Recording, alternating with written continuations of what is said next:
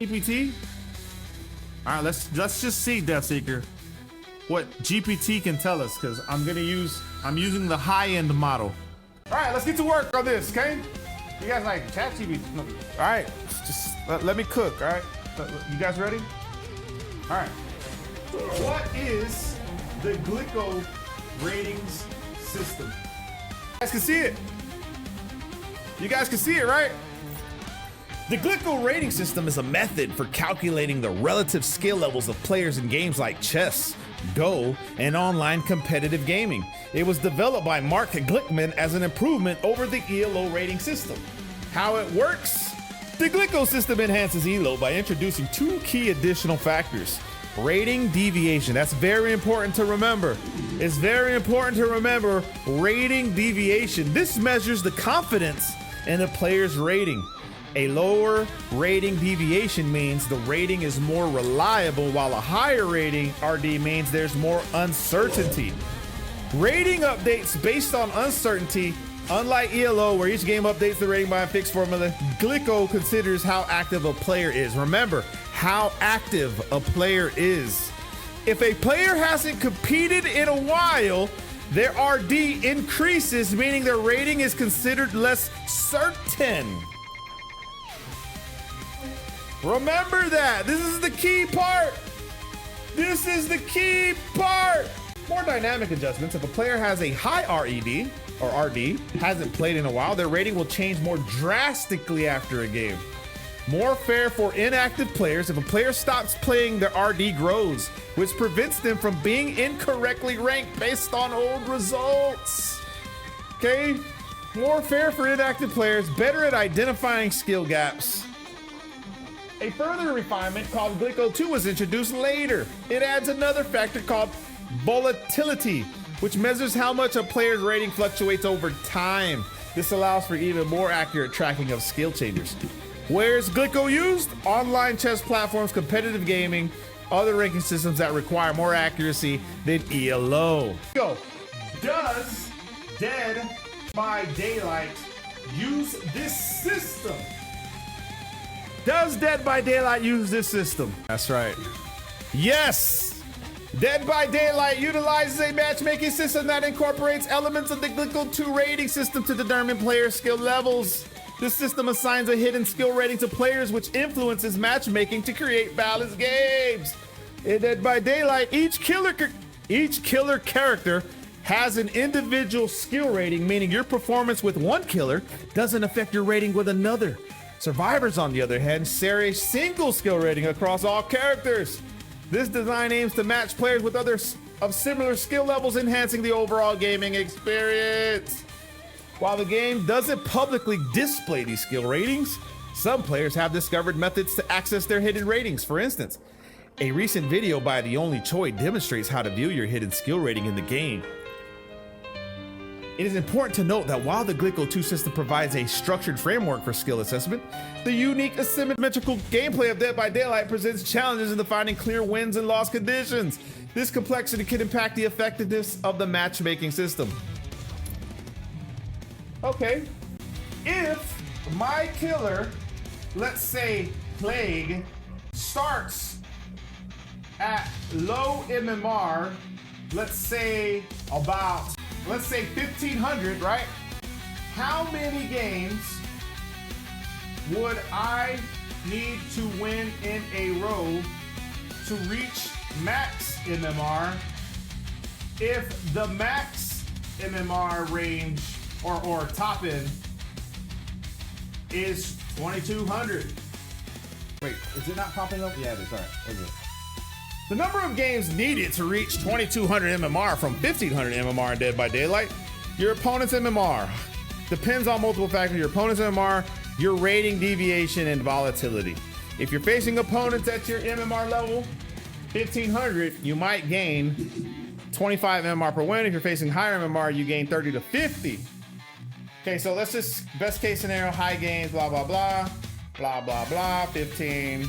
Moderate scenario, worst case scenario. Realistic expectation, if you're consistently winning and facing equal or star opponents reaching 2200 MMR from 1500 is about 20 to 30 consecutive games. What did I tell you guys about Skull Merchant?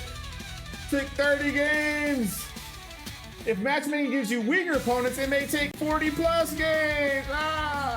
Now let's say I want to de-rank from 2200 back to 1500 with the same killer. How many games will that take? If you want to de-rank from 2200 MMR to 1500 MMR, the number of losses required depends on how much MMR is lost per loss, which follows the same Glicko 2 principles as MMR gains. Here's how it typically works. Estimating MMR loss per game, blah, blah, blah, calculating losses, blah, blah, blah, doing the math. I don't give a damn how many games it take, man. Just answer the damn question, bro. Come on, man. Realistically, if you're consistently losing to lower or equal rated opponents, you can expect to de-rank from in about 20 to 30 losses. People think I'm gonna sit here and do that. Oh! Okay, let's say I'm at max MMR and I don't play Plague for 2 weeks. Does my RD change by just sitting there? Yes, if you don't play Plague for 2 weeks, your rating deviation will increase in the Glicko 2 system. Now remember, increasing doesn't mean your MMR is increasing. It just means the games they're going to allow you to find, okay? This happens because RD measures the certainty of your skill rating. And when you stop playing, the system becomes less certain about your true skill level. Active players have a lower RD, meaning if I'm consistently using Freddy, I'm active. Inactive players have a higher RD. The system is unsure if they are still at the same skill level. The longer you are inactive, the more RD increases. When you return to playing Plague, your MMR changes more drastically based on wins and losses. A higher RD means bigger MMR gains or losses per match. If you start playing again after a break, your MMR could shift more rapidly depending on your performance. Okay, let's say I play Plague after 1 month. Is it possible that I would be matched with a low MMR team and not a team of my real caliber? Here's the bread and butter right here. Yes! If you don't play Plague for a month and then return, it is possible that you can be matched against lower MMR players, at least for your first few games. Here's why. Your RD increases because the system is now uncertain about your true skill. Your displayed MMR doesn't change just from inactivity, but because RD is high, your MMR can shift much more drastically based on your first few matches. Matchmaking might test your skill level by pairing you against a wider range of opponents at first, including potentially lower MMR teams. Scenario 1, you crush a low MMR team. If the system places you in a lower skill match, you'll likely dominate. Your MMR will quickly adjust upward after 1 to 2 games. Why do you think your fellow streamers on Twitch keep switching their killers? I just showed you. This is it. The system pairs you based on old MMR. If it keeps you in old and high MMR, you'll still face tough opponents. However, because of the increased RD, your wins losses will impact MMR more than usual. How many games until it normalizes? 3 to 5 matches. How to avoid mismatches? Play 1 to 2 warm-up games in a casual mindset before expecting competitive matchmaking accuracy. Expect more extreme MMR shifts in the first few games after inactivity. If you lose a few early matches, don't panic. Your MMR will quickly adjust. Like I said, guys, okay? I've been right about this, and I didn't even know about this. I just know because I sense it in the game. I'm not sitting there deranking 30 games, bro. It's a stupid system. That's why your favorite creators keep switching killers.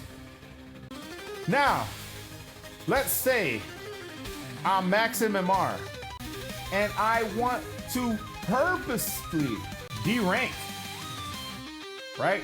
My Plague. What options do I have? Man, If you want to purposely derank your plague from max MMR down to a lower MMR, there are a few options. However, Dead by Daylight does not have a built-in way to reset your lower MMR manually, so you have to rely on losing games intentionally. All right, so consistently losing matches. Since MMR drops with losses, you can lose games by intentionally not hooking survivors, standing still, AFK night, chasing but never downing survivors, letting the expected time to derank. If each loss reduces MMR 23rds, you'll need 20 to 30 consecutive losses to go from 2200. Damn, son. Exploit the MMR decay effect, letting RD increase. If you don't play Plague for a month, your rate RD increases, making it easier for your MMR to drop faster when you start losing. When you return, your first few losses will have a bigger MMR drop than usual. Swap between low MMR and high MMR. Look! Play a killer at low MMR. Lose games intentionally with Plague to drop her rating. Then return to your other killer without affecting its MMR. Purposely disconnect, not recommended. Damn, disconnecting might reduce your MMR, but it's unclear. So that means, let me ask you a question. Let me ask you a question, bro.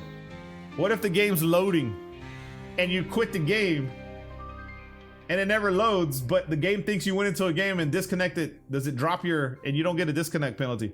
Can you really dashboard at the loading screen when you're loading into a match, bro?